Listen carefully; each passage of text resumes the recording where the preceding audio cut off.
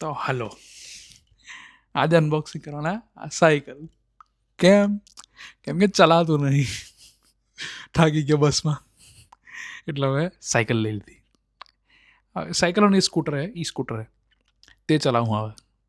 Unboxing કરીએ.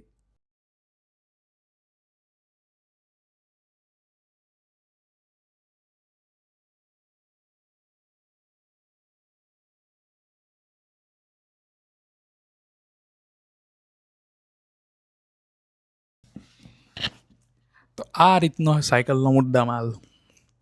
હવે આને અસેમ્બલ કરવાનું હે.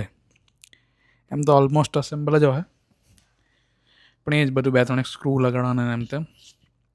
આ બધા બોક્સીસ કટ કરીએ, બોક્સ ને આ બધું એ છે તે બધું.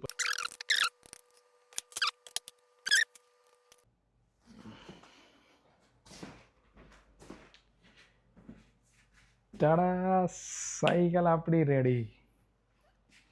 આ કાઢી નાખીએ અને કરીએ આપણે પીલ ચેક. સ્ટાર્ટ કરીએ.